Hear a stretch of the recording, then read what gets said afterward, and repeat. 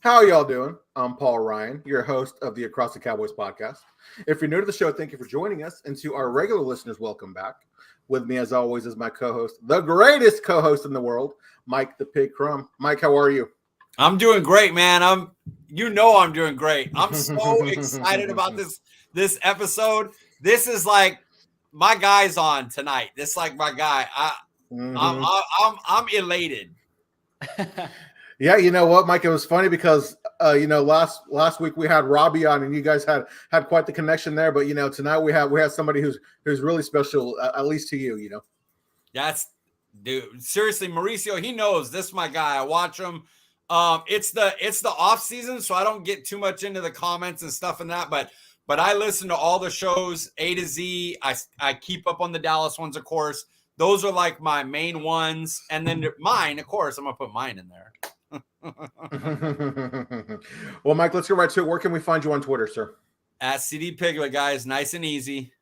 I'm Paul Ryan. You can find me on Twitter at Paul_Ryan15. Well, here we are with episode 3 of our new series, Cowboys Crystal Ball. Again, a series where Mike and I bring on a guest to discuss portions of the Cowboys schedule. Last week, we had Robbie Jeffries on to discuss weeks 5 through 9. This week, we have member and writer for the A to Z Dallas family, host of the Primetime Show, and podcaster for Blogging the Boys. Ladies and gentlemen, please welcome Mauricio Rodriguez to the show. Mauricio, how are you? Thank you, Paul. Thank you, Mike. I'm great. I always love talking some Cowboys football. Mike, your words mean a lot to me, so thank you for having me on the show, and I cannot wait. Yes, sir. Well, Mauricio, let the people know where they can find you on Twitter. You can find me at MauNFL, so that's MAU NFL. I like that. Now that's nice and unique. Easy. Yes. Yeah. I had this Twitter handle that had nothing to do with my name because my nickname, for some weird reason, between my friends and I, is Pepo. So I had Pepo R99. And when I changed my Twitter handle, it was like, that one hurt. That one hurt when I changed my Twitter handle. But it's turned out to work out pretty well for me. Yeah, I have the same thing. Mine's an old nickname, a friend's nickname that's just stuck forever. So that's mine too. Makes sense. Absolutely. Well, let's get after it, boys. Mauricio, I'm curious, what record do you have for the Cowboys heading into the bye? Heading into the bye, so that's week 10, if I'm not mistaken. I have, yes, sir. Maybe I'm going to be a little bit of a pessimist, I believe. Oh, okay. By saying that, well, I think it's a balanced record. I will go with a 6-3. Oh. Hey, nothing wrong with it. Micah, I think that's where you're at too as well, right? I was going to say, at this point, I have it at 6-2, but I might have missed a game in there. I don't know.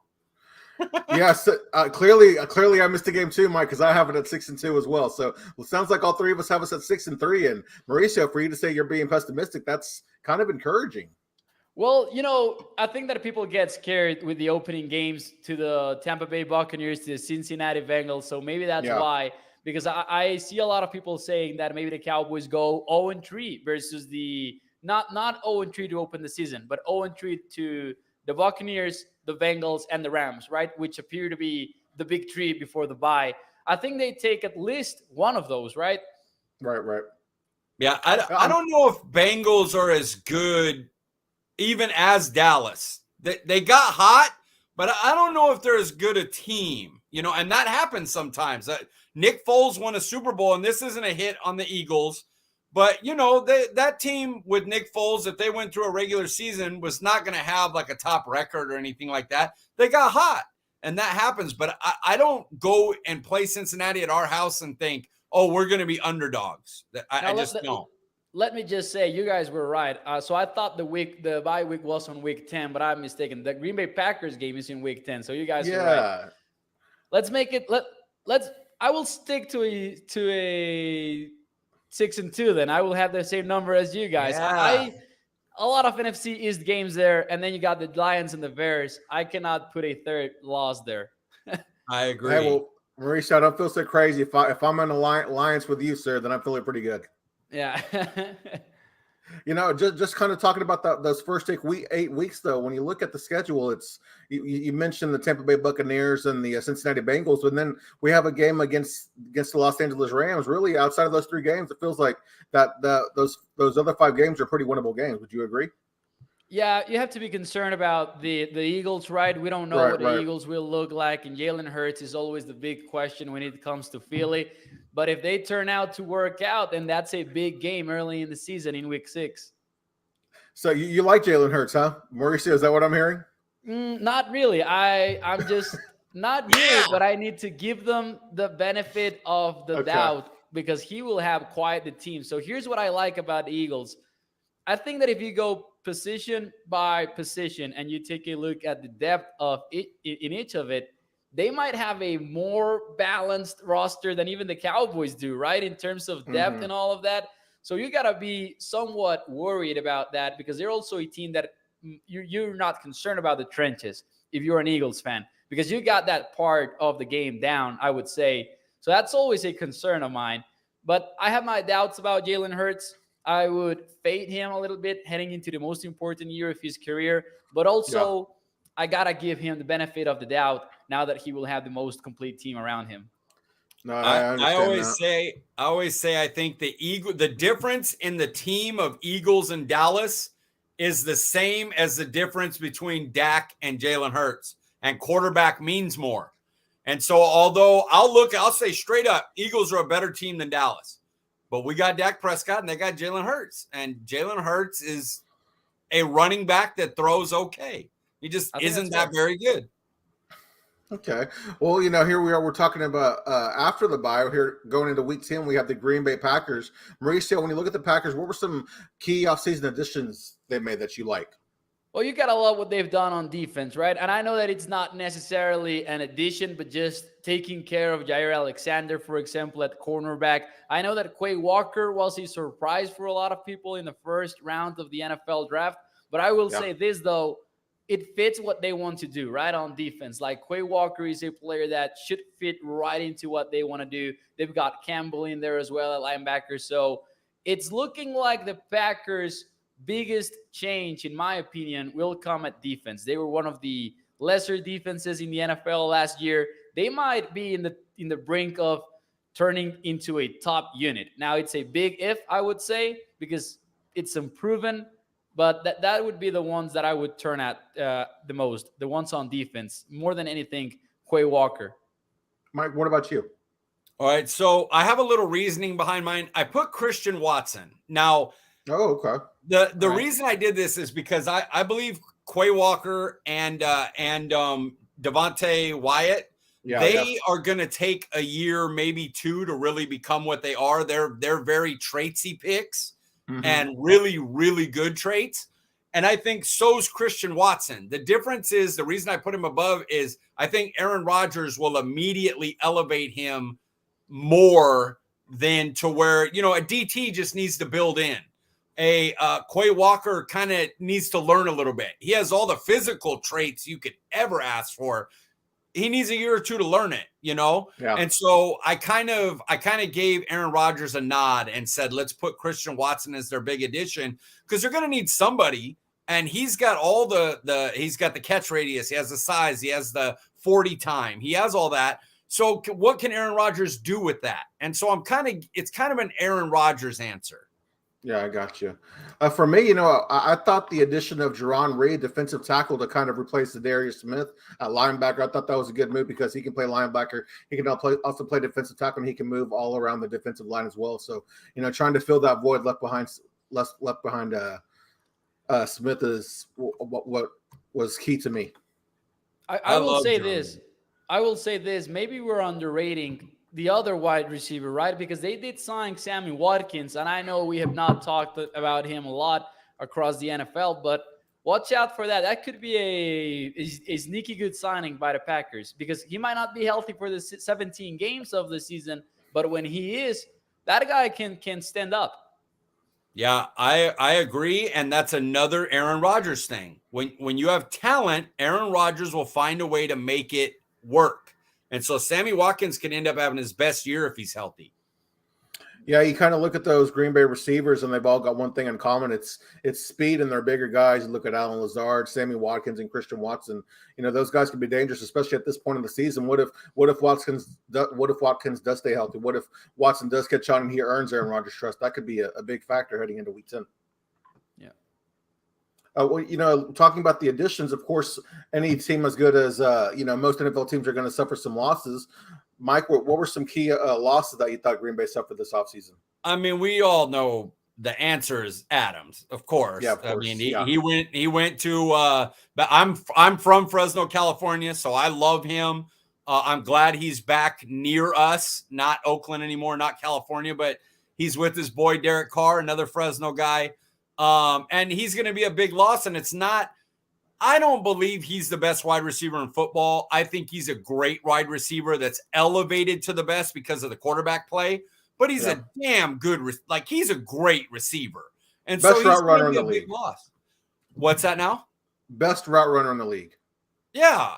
He's got to be considered with Diggs, Cooper, and Keenan Allen. He's in that tier one bunch. And he had Rodgers' trust. And no one else on that core, their receiving core, has trust like that. So that's what else are we going to say? That's the number one. It was hard to find a lot of losses. I mentioned Darius Smith already. That's a big one on defense. But as he's getting older and everything, he didn't really play much last year.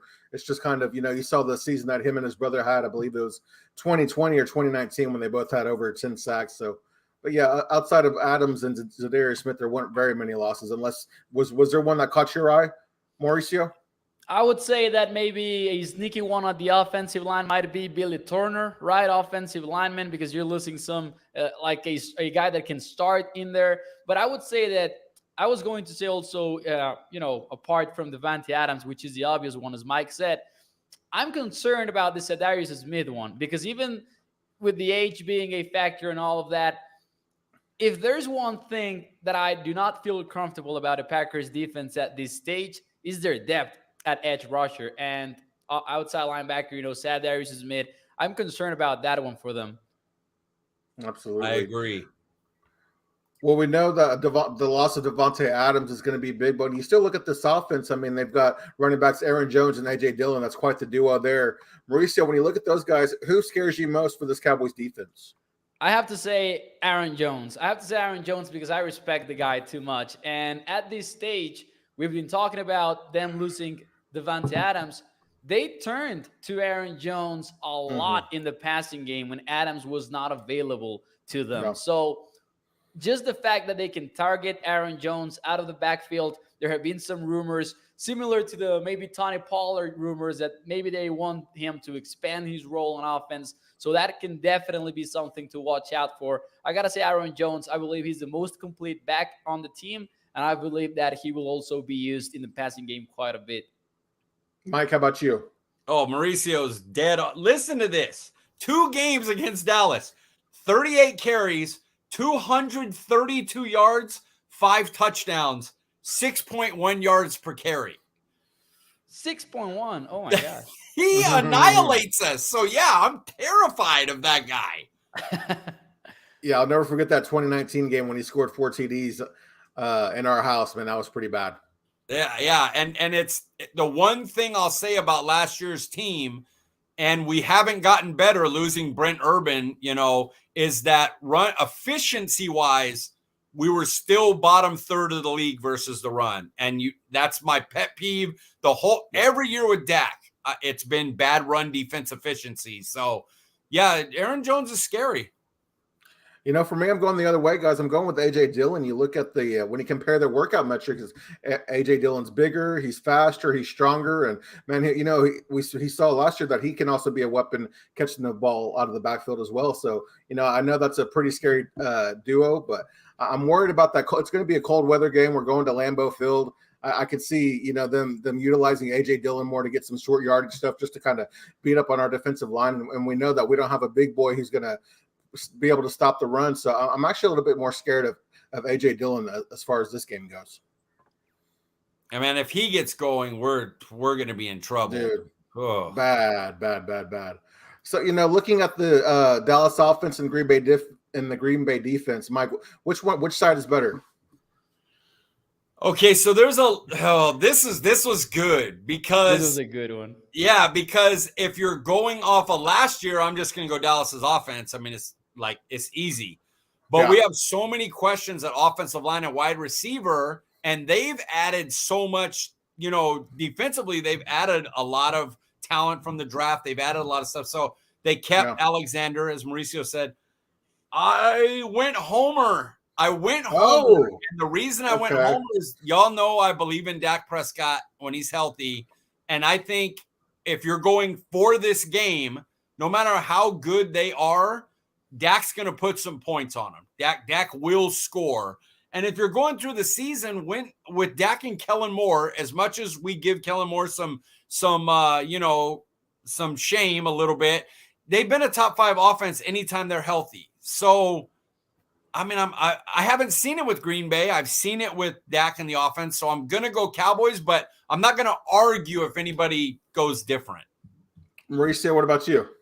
I also went Homer on this one, but I struggled. I also struggled a lot. And more than backing the Cowboys, I also consider this a fade on the Packers defense. And I mentioned it earlier. The Packers on paper, they've added a lot of talent to that unit, but Mike said it perfectly. We have not seen it yet. Last year, they were a bottom 12 defense in the NFL in terms of DVOA, for example, by Football Outsiders. So they've had their share of issues on that side of the ball. And I'm not sure that, when you're counting on Quay Walker, Devontae Wyatt to turn that around on year 1, I'm not sure that I can hop on board with that bandwagon. Not yet, at least. So I will just fade the Packers defense a little bit. And I agree with Mike. The Cowboys offense has been, when healthy, one of the best in the league. I don't know if by week 10 that will still be the case. We saw them with a decline in the second half of the season last year,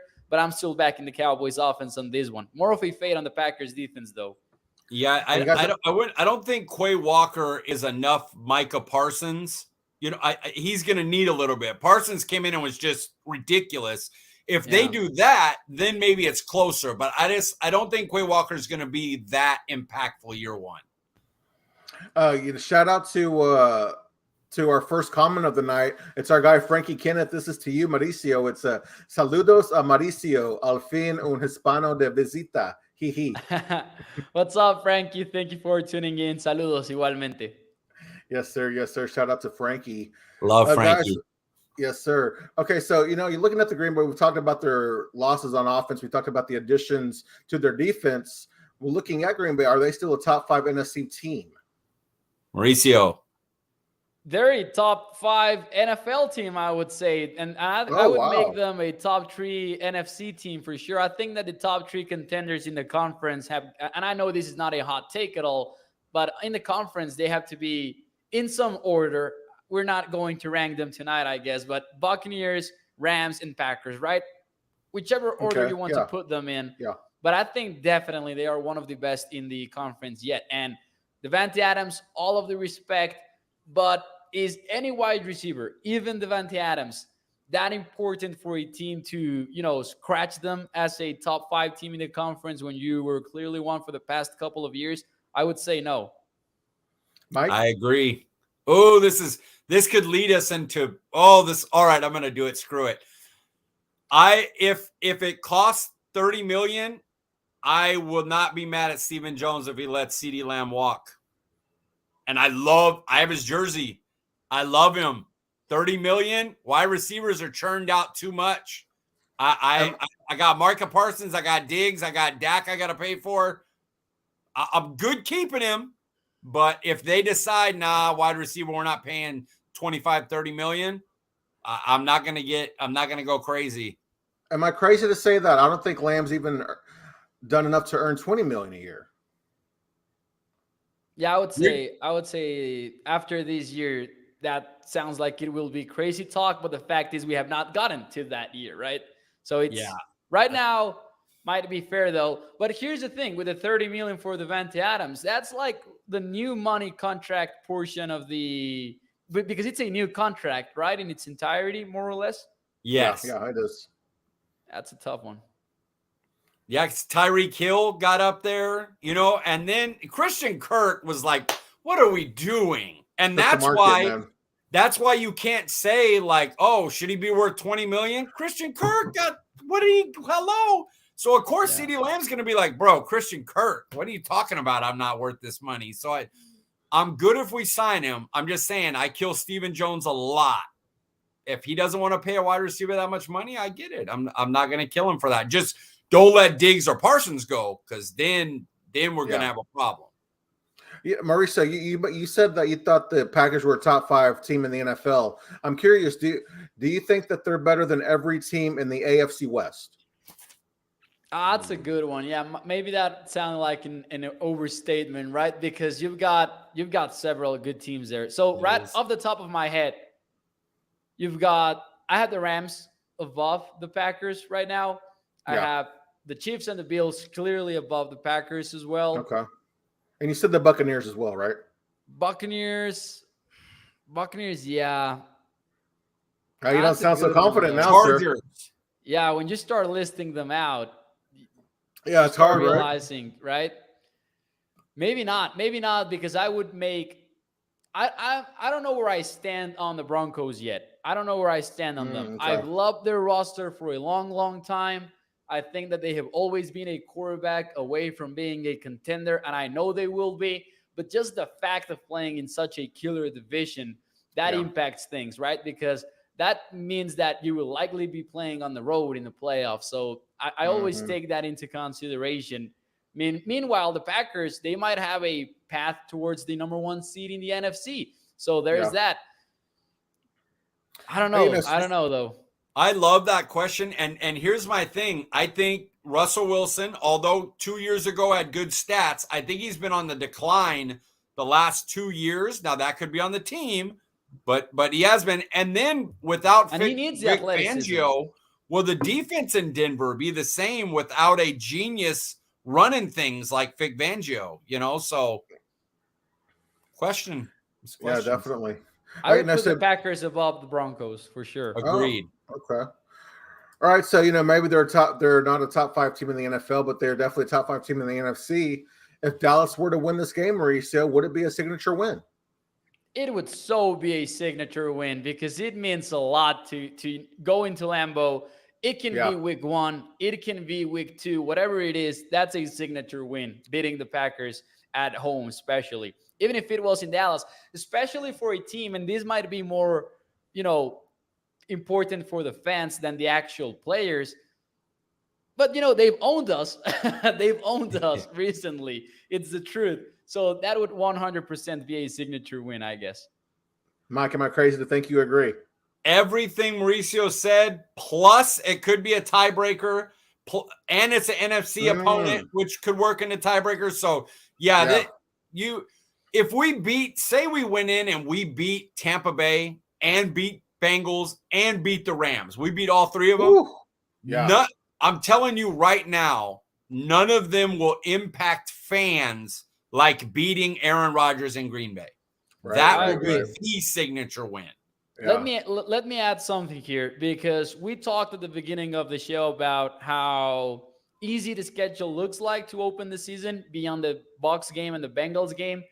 If you get to 6-2, like we predicted, everyone will be talking during the bye week about, they haven't beaten anybody, right? Because maybe say they lose to the Bucs and maybe they lose to the Rams. People will be saying they haven't beaten anybody. But you come off the bye week and you beat the Packers at home. Yes, sir. That's something.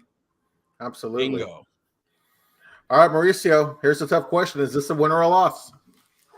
I will go, like Mike said it best earlier on the show. I went with the homer. I went with the homer angle here. It's a bye week for the Cowboys. The Packers' schedule is not necessarily easy to begin the season, so they might catch them at a weak spot on this one in week 10. And I think that, the Packers, they might take some time to figure things out without Davante Adams there. I will go with a win. And honestly, it's June, so I need to be optimistic in June, at least a little bit. Yes, sir. Mike, how about you? I also have a W. So we're on point, and he kind of nailed it. We're good off a bye. I think they have a lot of new to build in. And I do like how we match up our secondary against their core and our pass rush. I think Rodgers is going to have to take some risks, and he's great, but he doesn't like to risk a lot. And if we can get the pressure that I think we're going to be able to get, yeah, I kind of like this matchup. Yeah, when I was looking earlier at the Packers schedule, and they're going to be playing 3 straight road games leading up to this Week 10 matchup. And like you guys mentioned, Dallas is coming off a bye. So I, too, have the Cowboys winning a big game on the road as well. I want this one for Mike McCarthy. I know that we're not sure about McCarthy yet as a fan base, but I want this one for him. I want this one for Mike. When this one, and it'll tell you a lot, too. Because if this team comes out and plays up to being at Green Bay for its coach, that'll tell me a lot going into the end of the season. Like, okay, this team's ready to play for them instead of going, Dan Quinn's going to be the coach or Sean Payton's going to be the coach. I'm not worried about Mike McCarthy. It'll tell you a lot about the team and how he impacts it. Very good points there, guys. We're moving on here to Week 11 versus the Minnesota Vikings. And in 2021, they were 8-9, second in the division. They missed the playoffs, but their 2022 strength of schedule is the 13th easiest. Mike, when you look at the Vikings, what were some key offseason additions for them? I think I guess the guy's going to be Smith that we're going to say, but and is he healthy? But I mean, it's kind of negligible because he's replacing Barr, so they make a big addition. I'm gonna go with none, and I'll let y'all take Smith if you want him. How about you, Mauricio? Well, I had 2 names written down. I had Darius Smith, obviously, but also shout out to Andrew Booth, right? Cornerback. They took him in the second round, and that's a big one because cornerback has been sort of cursed for the Vikings over the last few years because they've gotten cornerbacks both in free agency and through the draft, but they cannot stay healthy or they end up having down years or things like that. So they're constantly trying to fix the cornerback position. And I don't see Andrew Booth as a starter on this team necessarily, but I'm guessing he's cornerback 3 behind Dantzler, behind Patrick Peterson. So I think that's a big addition from them. Yeah, that's a good one for me. I'm going with the head coach, Kevin O'Connell. He's a younger, offensive-minded, player-friendly coach who could be a breath of fresh air for this Viking team that's probably been needed for a couple of years, especially when you think about the offense that's currently the strength of this team. And, him coming from the Sean McVay coaching tree, if you will, playing next to him, winning that Super Bowl last year. I like that addition there because, again, like I mentioned, the offense is probably going to be the strength of this team. So you got the right coach in there, I feel like. He was the Rams OC? I don't know if it was the OC or quarterback coach or something like that, but I want to say it was the offensive coordinator. Okay. I apologize. I cannot remember. I'm sorry about that. I had to check that one. I'm checking it real quick, though. Yeah, please just to be sure. He was offensive coordinator, right? That's right. 2020 to 2021 for the Rams. So we'll I know we're live, but we'll edit that out and we'll just make it like I absolutely knew that. Oh yeah, offensive right, guys, offensive coordinator, sure. Hey, no worries there, Mike. I'll do my best on the editing in there. On live. Yeah, we're moving on to the losses of the offseason. Mauricio, what were some key offseason losses for the Vikings? Honestly, I look at this team and it feels like they're pretty much the same team as they were last year. So I couldn't come up with anyone. I know that they have a change at head coach. I don't think that's a loss because I do think they had to move on from Zimmer. That's for sure. But more than anything on the offensive side of things, they feel to me like exactly the same unit that they were last season. So I cannot think of any big loss on their roster. Well, instead of asking the same question, Mike, I'm going to ask a different question off the show sheet here. And I'll ask you the same question as well, Mauricio. But, Mike, do you think that the Vikings should have gone into a rebuild mode after losing their GM and their head coach? No, and the only reason I say that is Kirk Cousins is a good enough playoff quarterback, so he can keep you around there. So you don't want to just get a new coach in, bring him in from a champion. He's the OC of the champs. and then go like, we're rebuild. Dalvin Cook, Justin Jefferson. Their two big losses are Michael Pierce, and they brought in Harrison Phillips, and Anthony Barr, and they bring in Darius Smith. So like they feel real similar, and it's not like you thought they were like, oh, they're bottom of the basement, they're the Bears or something. Right. So I wouldn't rebuild with them. I would go, if you're going to pay Kirk Cousins all that money, year to year, basically, might as well try to do something with them, get in and see if you can get hot, and win some games in the playoffs. Mauricio, what about you? Do you think the Rams should have maybe started a mini rebuild, or, try to trade away some pieces that still have high value to prepare for the future? Well, this is more than anything like a personal philosophy of mine. I hate mini rebuilds. I hate all kinds of rebuilds in the NFL, especially when you've got, and many people will hate me for this maybe, but you've got a quarterback. Kirk Cousins is a quarterback worthy of starting in the NFL. He might not be top 10. He might not, maybe he's borderline top 15. I mean, I'm not going to rank them off the top of my head, right? But I think it's tough to go into a rebuild mode when you are in the conversation to be a wildcard team in the NFC. So I say no. Yeah, I agree. People can hate on this, but you put Kirk Cousins on a roster like the Eagles, a roster like the Colts, roster, even the Broncos, like Chargers or Denver. Yeah, he's going to compete. They're going to be a tough out. When they play in the playoffs, nobody's going to be like, we got this. Like, he's good enough to win some of those games. He may not, but he's good enough to. And when you're that close, and of course you're not trying to jinx any player here, but Aaron Rodgers might miss some games, and then you might be in a position to win the division and make noise in the playoffs. So it's tough. Yeah. Well, that's a perfect transition to this next question, Mauricio. Looking at the division, when you look at the Vikings offense and defense, are they the best team in the NFC North? No. I need to give that to the Green Bay Packers for sure. I know that they don't have Davante Adams anymore, but Aaron Rodgers is just that important at this stage. And he's he's honestly in one of the best phases of his career, even towards the end of it. And we can talk about Davante Adams. We can talk about the weapons that he has. But honestly, I feel like one of the biggest reasons why that is the case is that he fit with Matt LaFleur. And we weren't sure if that was going to be the case when LaFleur first arrived in Green Bay. I think that's a huge reason why we've seen Aaron Rodgers take that level back to the top of the league, maybe. So I think they will remain one of the best teams in the NFL as long as those two are together. Mike, what about you? No, I think I could just say ditto. I mean, he nailed it. Aaron Rodgers is Green Bay's quarterback. So, yeah, they're unless, knock on wood, as he said, something happens to Aaron Rodgers, that's the guy you're going to give it to. Did you really knock on the wood, though? No, I'm kidding. I don't want any of the human beings injured. Yeah. I'm one of those, like, if we're going to beat them, we're going to beat them. But I don't want anybody hurt. I'm the same. I'm exactly the same, except for Vontae's perfect. No, I'm just kidding. Not even Vontae's perfect, to be honest, man. That's great. We know that Aaron Rodgers is the best quarterback in the NFC North. But you look at a guy like Justin Jefferson, Mauricio, is he the best wide receiver in the NFL?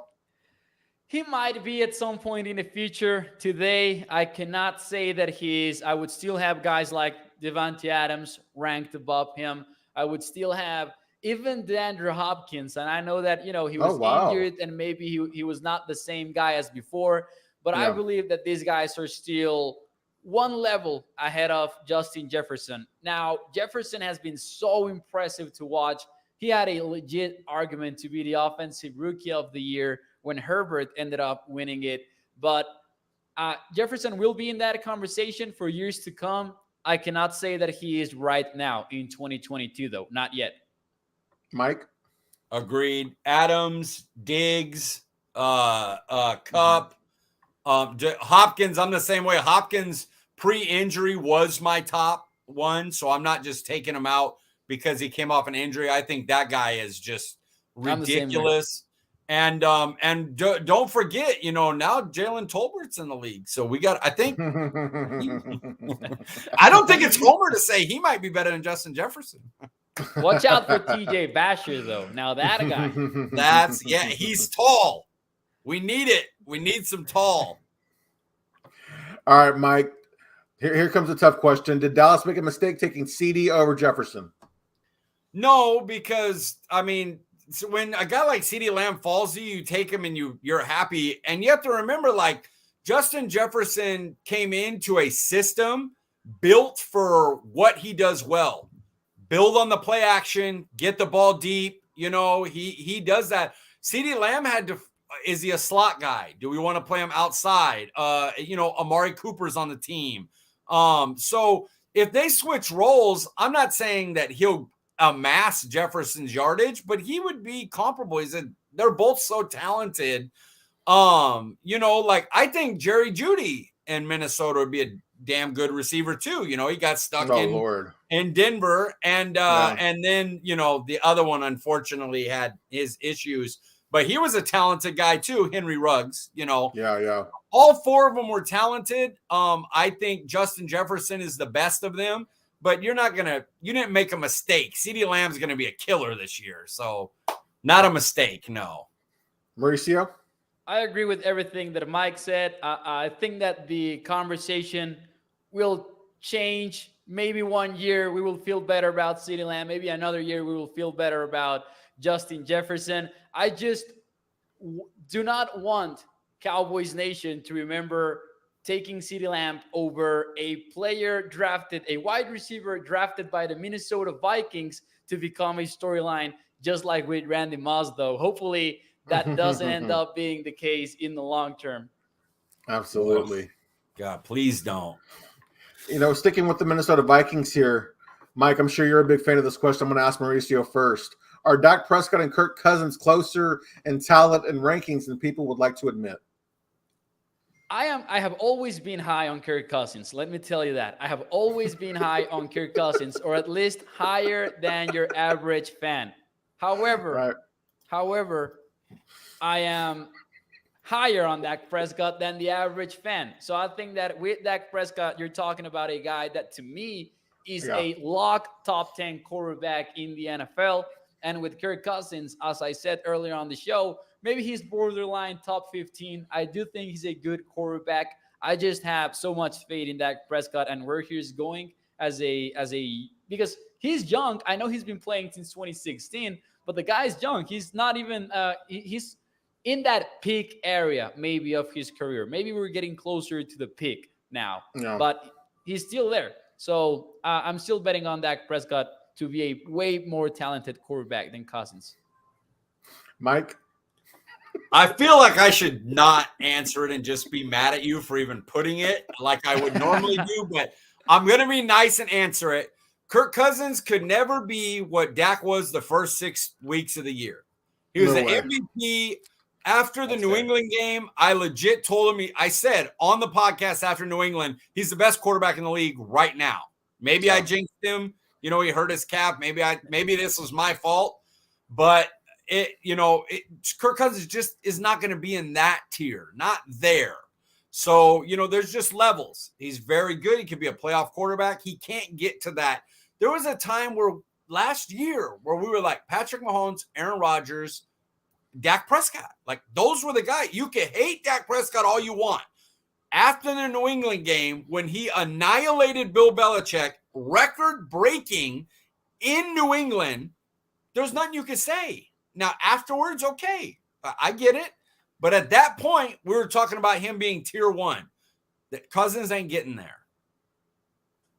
No, absolutely. You mentioned the first 6 weeks of the season, Mike. There's Kirk Cousins in his best life and his wildest fantasies. I don't think could ever do that. But the reason I even asked this question is because it seems like people like to compare, for whatever reason, Dak Prescott and Kirk Cousins. I don't know if it's because of the lack of playoff success or the numbers or whatever it may be. Like I don't know if it's like the primetime games where Dak's kind of struggled in primetime along with Kirk Cousins as well. So that's the only reason I asked this question, because there's never in a million years would I think that they're close in terms of talent. But it's always been weird to me how people compare them. Here's the thing about that question. Okay, if you watch Will Steele or Mauricio's shows, A to Z Sports, you don't hear those questions. You watch let's stick the shows like that are good, that are legitimately talking about Dallas Cowboys, and it's not TV characters that are trying to, when you go to the TV characters and they're trying to rile up a fan base and get people interactions on Twitter and get clicks, those are the ones that are like, oh yeah, Dak and Kirk Cousins. They don't believe it. They don't. I've told Paul this on the show a bunch of times. Whatever they rank a Cowboy person tier-wise, they always mean one higher, because they're going to take it down because they want the Cowboys nation to go, what? You did this? So just remember that. Yeah. They don't really believe him and Kirk Cousins are similar. They're not that stupid. Well, some of them are that stupid, but it is what it is. That's that type of show's thing, which is why normally Mauricio, when he knows when he asks this question, I normally go, I'm not answering that. We'll move on. But I did it this time because I was being nice. Well, Mike, I appreciate you being nice for once, sir. I try. All right, Mauricio, we're looking at this Week 11 matchup versus the Vikings. Do you have this as a win or a loss, sir? Well, with the Packers game, I said that this was going to be a win because I was feeling optimistic and maybe I was not entirely confident. On this one, I am confident. I'm calling this one a win. I think that by this point in the year, remember that Michael Gallup should be back. I mean, I'm crossing my fingers that he will be back, right?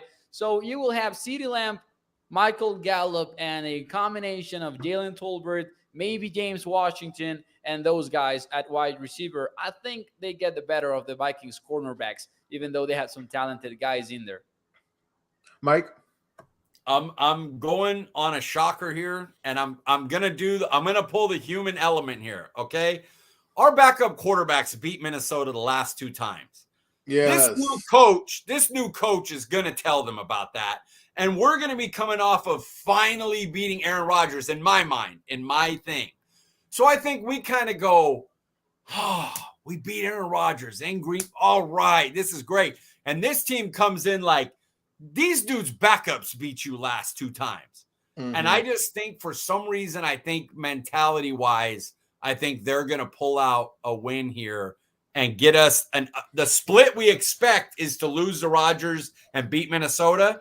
I think we're still going to get the split, but it's going to be a flip. We're kind of going to beat Aaron Rodgers, and they're going to be pumped up to play us, and they're going to steal one.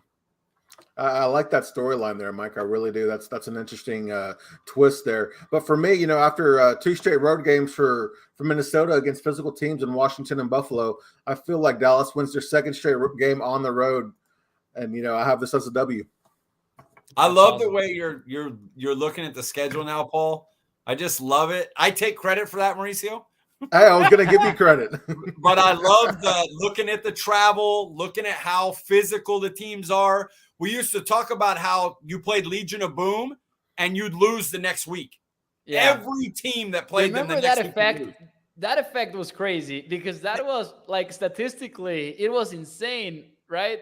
It was unbelievable. If you played Seattle, you lost the next week. So I love that. Thinking about, this team's going to be beat up, playing Bills in Washington, who are big, physical, beat you up teams. They're on the road, and I love the way you went for that game. It actually kind of changed my mind. I'm going to keep what I had, but I love your reasoning. Yes, sir. All right, Mauricio, we're moving on here to Week 12, and we talked a little bit about the Giants already. But when we're playing here on Thanksgiving, I'll just give you a recap of the Giants' 2021 season. They were 4-13, last in the division. They missed the playoffs, of course, and their 2022 strength of schedule is the 4th easiest. But again, we're playing here on Thanksgiving. When you look at Thanksgiving, where does that rank for you as far as holidays go? Well, here's the thing, and this is the answer that you guys get when inviting a guy that's not from the United States, right?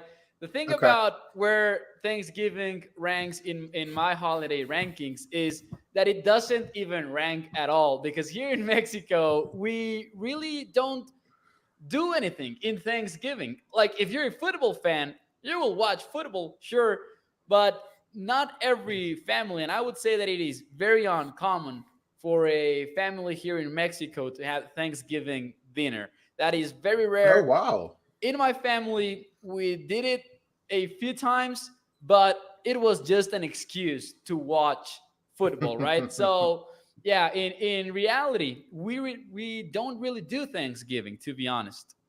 Okay, well, so can I get your top 5 holidays? Yeah, so and this will be, you know, a little bit ironic because not everyone in Mexico does Halloween, but to me, I've got Christmas at number 1, and then I've got Halloween. Man, I'm trying to think of more because we really don't do Easter either. Like not in the Easter bunny way, you know? Right, right. So maybe those 2. And I'm trying to think about more holidays. Does the NFL draft count as a holiday? Hey, there you go. I only did 2 also.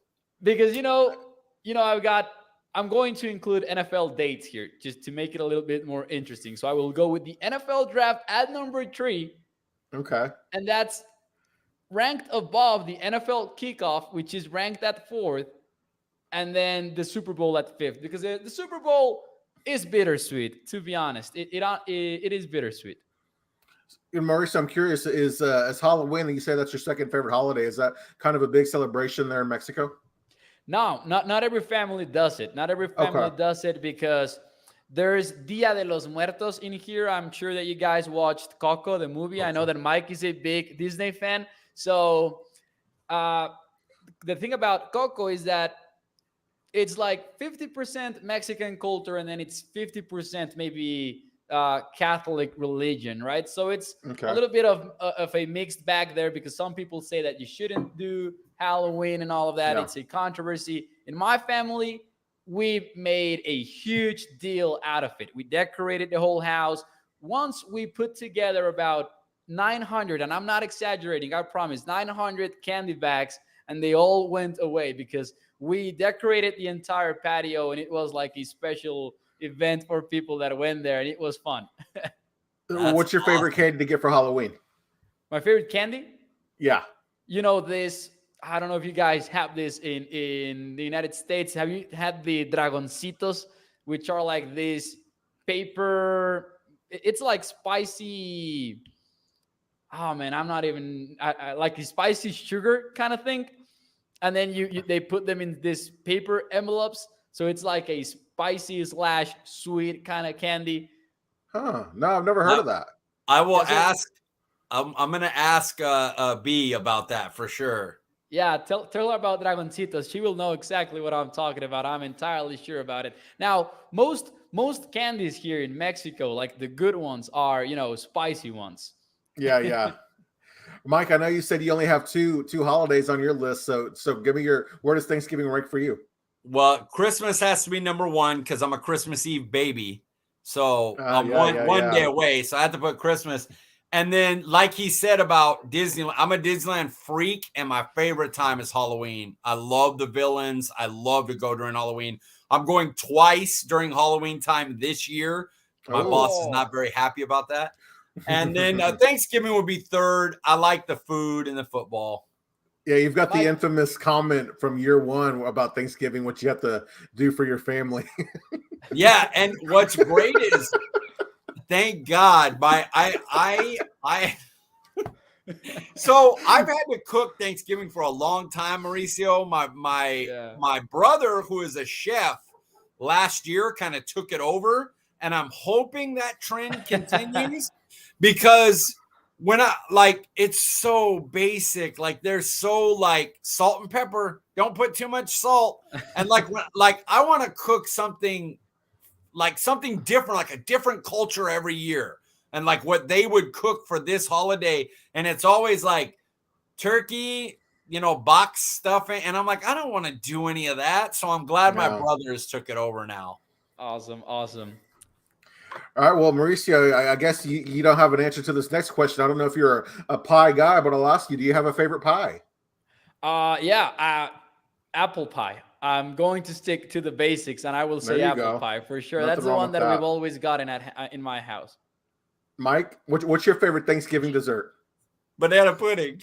There's an inside joke to this, Mauricio, that I will send you after the show. It's about a 2-minute clip you can watch, and I'll send it to you after the show immediately. Okay. But just remember the banana pudding answer. Okay.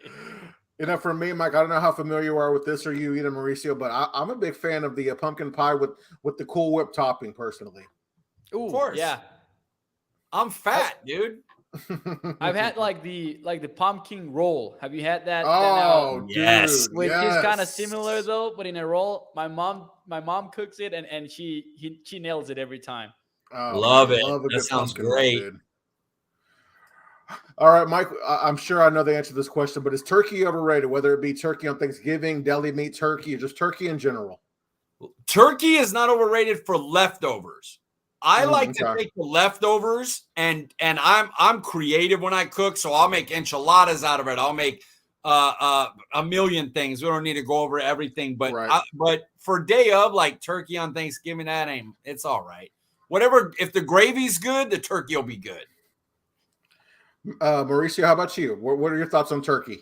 I think that I am forced to say that it is overrated, just because in my Christmas dinners, that's like the last thing that I get. I get a lot of different plates on my plate, and then turkey is towards the end. So I will say that it is overrated for me. The thing about turkey, man, it's like you have to cook it perfectly to be good. You know what I mean? Outside of it being deli turkey, but if you overcook it, it's way too dry. And even if you cook it perfectly, still the white meat is too dry. That being said, I do feel like turkey kind of gets a little bit too much hate because it's good for sandwiches. Mike, like you said, it's good in leftovers when you add it to other things. So I kind of feel like it's a bit underrated, only just because of how versatile it is. Awesome. All right, so Mike, if the Cowboys lose, does that ruin your Thanksgiving? Yep. Simple enough. Next question. Mauricio, I know you don't celebrate Thanksgiving, but when the Cowboys lose on that day, does that how does that affect your mood? Well, before I did the live streams that I do post game, I would carry the Cowboys losses on my back the entire week. But now I have this post game show that I do live every single week, and it's like a therapy session for me. So I get it all out of my system, and then I feel better the rest of the week. Before that, though, I carried it with me. I will tell you what, though. Remember in 2017 when the Seattle Seahawks eliminated the Cowboys from playoff contention? It was in Christmas Eve, wasn't it, Mike? I know that it was your birthday then, and that ruined my Christmas Eve. I do remember that. It was the worst. Just the friggin' worst. Yeah, I remember it to this day. What year was that? 2017. Oh, okay. Yeah, I was going to say, it's funny that you mentioned that, Mauricio, about how the post-game show, talking it over and everything, kind of helps you ease with the loss. When Mike and I started this podcast, we started at the year of the 2020 season. And, of course, we know that Dak got injured, and that was a bad season for us. But it was funny because just being able to talk about the Cowboys and be honest about them being a bad team and talk about the losses and not trying to find any silver lining or make up any positive things to say about it, was actually therapeutic to talk about those losses and to be honest about, the state of the team.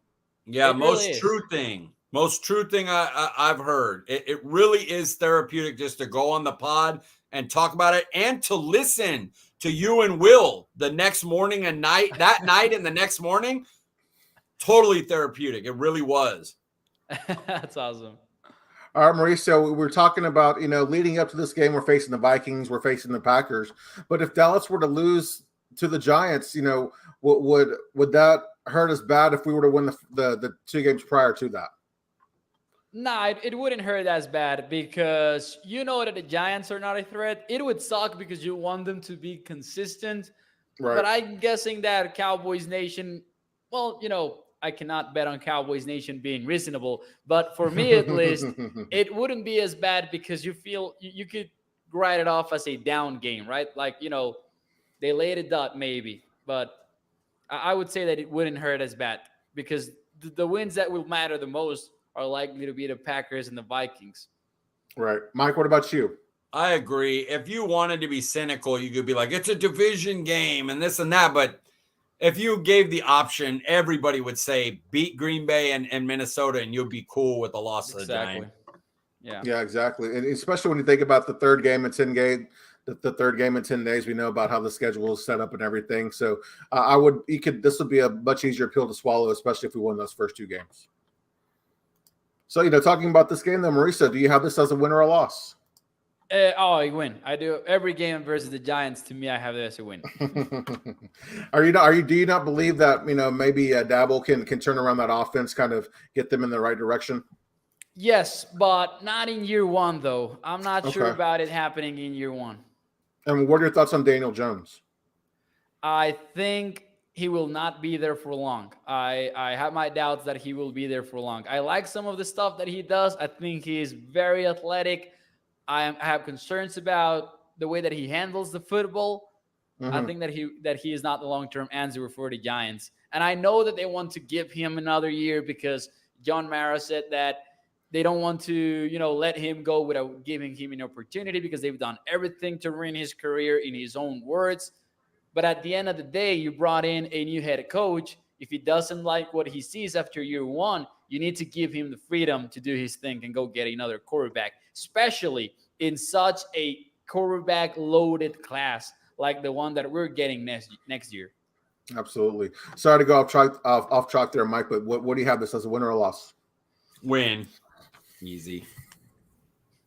Yeah, I'm going with a win as well. Actually, let me double check that. Excuse me, guys, but after back-to-back road victories against tougher competition, Dallas is in the zone and wins their 3rd straight game. So yeah, I have this as a win as well. You said sorry, and I was like, oh hell no. Hey, my bad, guys. And next up, here we are, Week 14 against the Indianapolis Colts. Week 13 versus the Indianapolis Colts. And in 2021, their regular season record was 9-8. Their playoff record, of course, they missed the playoffs by 1 game. And their 2022 strength of schedule is the 6th easiest. Mike, when you look at the Colts, outside of maybe Matt Ryan, what were some key offseason additions for them? Oh, see, what I was going to do is let Mauricio go because I think the answer is who you just said. So, Mauricio, you can take this one away. I think we all know that position is just too important. Yeah, right. Nick Foles. Nah, I'm just kidding. I cannot say Nick Foles here, though. But, I know that a lot of people are not that high on Alec Pierce, who they ended up drafting, the wide receiver out of Cincinnati. But I think that's a big addition to an offense that doesn't have that many wide receivers. They have some special guys, but they needed the depth. So I think that having an ex-receiver like Alec Pierce he's a guy that can win vertically. He's a guy that has strong hands. He's a guy that I would have liked to see in the Cowboys as well, honestly, during the draft process. So I think that Alec Pierce has got to be one of them. I think that they absolutely stole Bernard Raymond. I know a lot of people were not high on him, but if you're getting him in the 3rd round, I think that was a steal because they needed offensive line help. And I got to say it just because he was a fan favorite for Cowboys Nation, Jelani Woods, right? A tight end that can do it all, even though it will take time. For me, I'm going with a move that seems kind of under the radar, but they were able to acquire Yannick Ngakoue to add to that defensive line with DeForest Buckner and an up-and-coming Kwity Paye. That defensive line is pretty stout for the Indianapolis Colts. Then you add that pass rush ability from Ngakoue. I like that move quite a bit. If Matt Ryan's good, forgotten about that one. If Matt Ryan's good, the Colts could be really good. Yeah.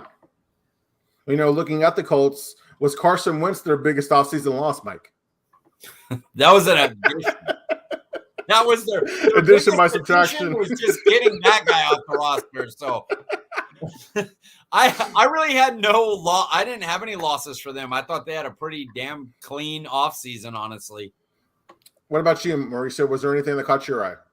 Well, the fact that I had forgotten that T.Y. Hilton was no longer a receiver with the Indianapolis Colts. I mean, that's a big one for sure. Yeah. He might not be at his prime and all of that, but Hilton was a big-time receiver for the Colts. And as I said, I don't think that they have the best depth at wide receivers. So you got Matt Ryan. You want him to have some guys to throw the football to. And I think that T.Y. Hilton is definitely a loss. Was T.Y. Hilton one of the names? I'm sorry, Paul. Was T.Y. Hilton one of the names that you would like Dallas to bring in, Mauricio? I think that I would like Will Fuller better, maybe. And of course, I can daydream about OBJ, but I definitely would not mind getting T.Y. Hilton. I I thought T.Y. Hilton was kind of Fuller's rumored to the Cowboys for a while, wasn't he? Was T.Y. Hilton rumored to the Cowboys there for a little while during the offseason, early in the offseason? Some slight rumors, right? Though, like, it was never like a report that they were interested in him. So it was there were some weird rumors about it. It was what it was T.Y. Hilton's agent said, just mention the Cowboys. Yeah. And it'll get on every TV show, and then T.Y. Hilton's name will get out there. And Pat McAfee brought it up on his show, and that was when it blew up. I remember that. Yeah. Mm-hmm. Yeah, talking about the losses, Mauricio, you and I have the same thinking here. I look at T.Y. Hilton as well, because you look at that wide receiver 2 position. Of course, they added Alec Pierce via the draft, but they also have Paris Campbell, who hasn't been able to stay healthy. We don't know what they have in Alec Pierce, and outside of Michael Pittman, there's some questions there at receiver. And although T.Y. Hilton is getting older, I still think he has a little something left in the tank, and he's a veteran. And playing with a smart quarterback like Matt Ryan, I feel like that is a big loss, because what happens to Michael Pittman if he were to get injured? Now you have nobody to really rely on, and that can be tough. For sure. Agreed. So even after the addition of Matt Ryan, are the Colts underrated, do you think, Mauricio? I think so. So the Titans ended up being the number 1 seed in the AFC. And I know they didn't have a lot of credibility even then, because everyone said that it was something weird that happened in the league.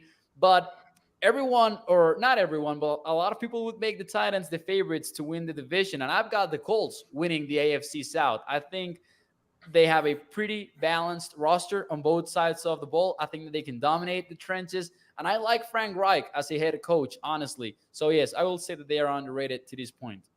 Mike?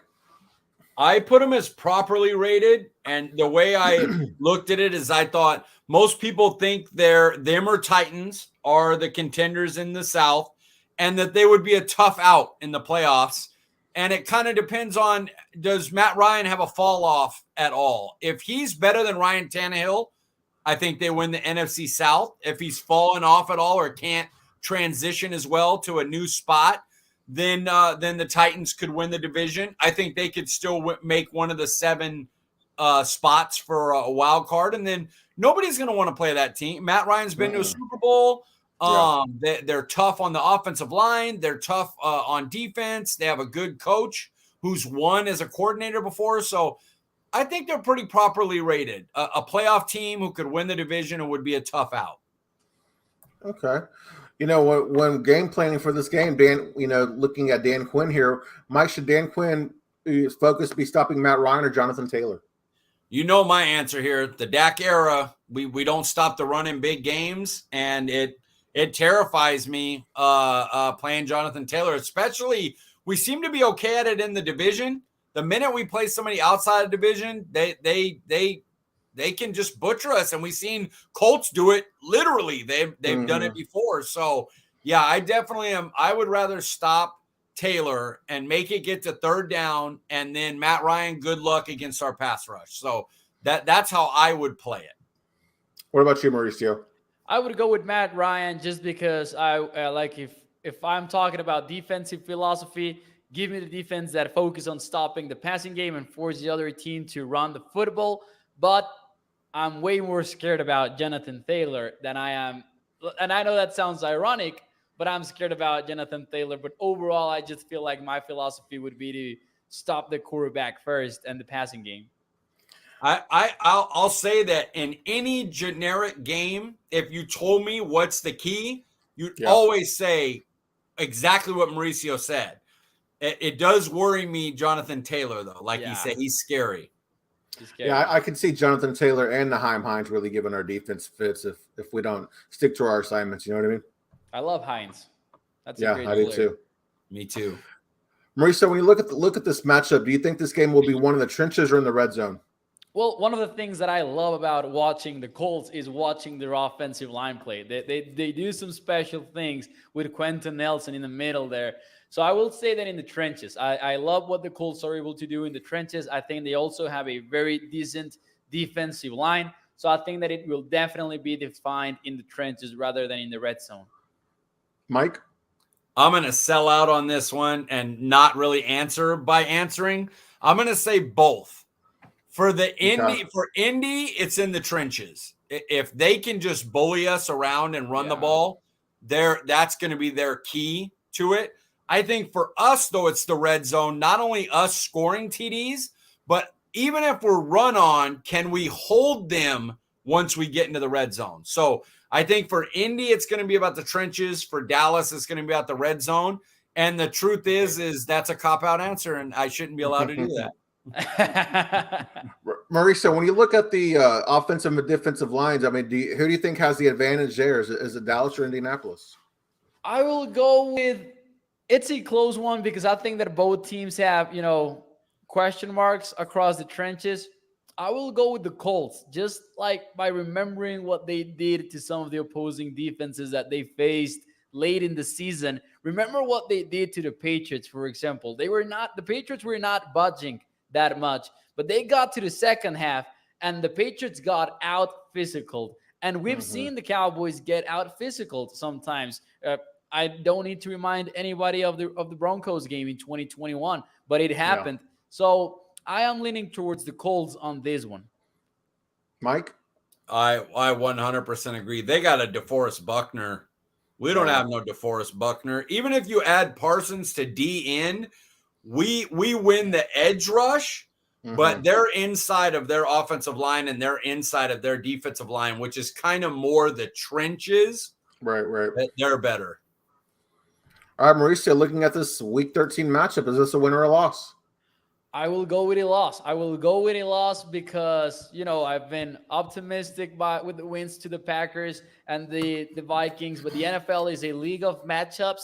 And as I said, I'm a big believer in the trenches. When I am picking games and all of that, I always look at the trench warfare. And I think that this is the kind of team that the Cowboys can struggle against. So I will take the Colts on this one. And unfortunately, it's a primetime game, so a lot will be made out of it. And it's one that I want to go watch, actually. One of my closest friends is a diehard Colts fan. So I'm looking forward to going to the game with him. Oh, that'll be fun. Awesome. Yeah, that's the plan. Breaking news? Maybe. I don't want to jinx it, though. Mike, is this a win or a loss for you, sir? I have it as a loss. Same thing. Until Dallas shows that they can stop a run game like Rams or Colts or Titans, why would I believe in it? So I got to see him do it. And Matt Ryan's good enough to not give away a game like Carson Wentz might. So I can't even say that, So, yeah, I got Colts winning. Guys, this is crazy because I also have this as a loss. Of course, after 3 straight wins, this is going to be a physical battle. And I just think that, I'm trying not to be too much of a homer, but Indy has had our number lately. And playing the numbers and being a coward, I think Dallas loses the close game at home. Fair. So here we are we're going to go with our record recap, and we're all in alliance here. Mike, you have us at 3-1. Mauricio, you have us at 3-1, and I also had us at 3-1. 2-2. Minnesota. You had us at 2-2. I got us 8-4. 8-4. That's true. Mauricio, you have us at 9-3. I also had us at 9-3 after 13 weeks. Look after looking at the season as a whole, Mauricio, what do you have the Dallas record being? Well, as a whole, and the number that I've said all throughout the offseason has been between the 10 wins and the 11 wins. I will stick with the 11 wins just because I know that we've been breaking these games down narrow-minded, looking at each of the games. But, injuries happen, and I think that there will be some points in which the Cowboys will struggle. I think that they will lose one of their games to the Philadelphia Eagles, even if we're not believers in Jalen Hurts or anything like that. I think that they lose one of those. I don't think that they sweep the division. So I will go with 11-6. Oh, okay. I like it. What's your circled game on the schedule? What's the game that's this is the game? I know this is not an original answer at all, but it's got to be the Tampa Bay Buccaneers game in week 1. It's got to be that one because it's the kickoff. It's a big game versus a team that you had a tremendous battle against last year. It's in your house this time, and it's the first that we will see from a quote-unquote healthy Dak Prescott in a long time. So that's the one that I have circled in my calendar. And a second one, this might be more original, the one that we just talked about, the Indianapolis Colts game, because it's late in the season. It's a physical matchup, and it will tell us a lot about where the Cowboys are at. That's such a good answer. That the Tampa, because if you lose to Tampa, it really doesn't matter what you do till the Rams game, because nobody's going to give you anything against Cincinnati. They'll immediately say, Cincinnati, they got hot, blah, blah, blah. We all know they're not going to give you the other one. So if you don't win that, it don't matter what you do. Win them all. It's not going to matter until you play the Rams.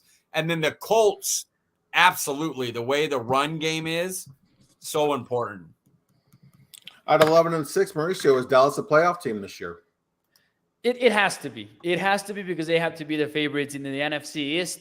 And, I know that Cowboys Nation is not even interested in making the playoffs. They want to win in the playoffs, which is way different. And I think that's fair. Honestly, I know that sometimes Cowboys Nation can sound a little bit cynical. This time, I think that they're right. It's not about making the playoffs anymore, not in the NFC East. If you lose the NFC East to the Philadelphia Eagles, then that should tell you how bad of a season you had. And I'm not hating on the Eagles, because as we said at the opening of the show, they might have a better roster. But you have Dak Prescott. You have the clear quarterback advantage in the division. They need to make the playoffs, and I think that they will. Yep. All right, so what's your Super Bowl prediction for this year? Now, first of all, can you give that away? Because if that's an A to Z sports thing, I won't make you do it. I understand. Nah, don't worry. I will give you my Super Bowl prediction. I know people are high on the Bills, but I think that quarterback plus head coach is what matters the most in this league. So I, once again, will go with the Kansas City Chiefs to represent the AFC in the Super Bowl. And I will go with the Rams to be in the Super Bowl once again from the NFC, because I know that a lot of people will say, the Rams also got a little bit hot. They struggled at plenty of moments throughout the season. They had to get lucky to make it into the Super Bowl in the first place with the dropped interception by Tart and all of that. But I like the attitude that they have going on in the Rams. They are still signing players. They still have Aaron Donald. And I love Matthew Stafford and what he has done with Sean McVay. And they finally beat the 49ers in the most important game that they had. Who do you think's the better coach, Andy? Go ahead, Paul, please. No, go ahead. Your team believes that you could win when you continue to go all in like that. It is motivation for Aaron Donald, for Matt Stafford, for Cooper Kupp, because they're going, our team believes this is our run. This is our dynasty. Yeah. I love those picks. I think they're very realistic. You mentioned coaching and quarterback combos, Mauricio. When you look at Andy Reid and Sean McVay, who do you think is the better coach? That's a good one. I need to go with Andy Reid, though. Okay. I love Sean McVay. I just put too much weight maybe in the way that we have seen Andy Reid for a long, long time. We know that the consistency will be there. With Sean McVay has been so far, but he might be too young in the game for us to know for sure. Yeah. Agreed. All right, Mauricio, we're wrapping things up. Before we get you out of here, let the people know where they can find your content. Thank you. Well, you can find me on Twitter, as I said, at MauNFL. That's MAU-NFL. You can catch my weekly show every night from Sunday through Thursday night at 8 p.m. Central on ADC Sports Dallas, on YouTube, on Facebook, and you can read my articles in there as well, adcsports.com/Dallas. That's where you can find me. And if you are someone that talks Spanish, if you're maybe from Mexico or you're from the United States but you talk Spanish, I have a Facebook page and a YouTube channel called Primero Cowboys. That's all in Spanish. And actually check out, I'm plugging maybe a little bit too much here, but never. No, you're fine. You're fine. Isaac Alarcón was on the show today, and that was a pretty amazing interview. I loved having him on, and he's a great guy and just, a Mexican proud. There you go. Very cool. I was going to plug that for you anyway, so you're good. Okay, I'm glad you got it. Well, Mike, remind the people they can find you on Twitter, sir. A pleasure to have you on, man. Thank you so much, Mauricio. This really was awesome for me. You're a badass, dude. Just plain and simple. At CeeDee Piglet, guys. You know it. Letter C, letter D, Piglet. Nice and easy. Like Mike said, Mike, thank you so much, Mauricio, for coming on. Guys, I'm Paul Ryan. You can find me on Twitter at Paul_Ryan15. We appreciate you joining us, and we'll see you guys next week.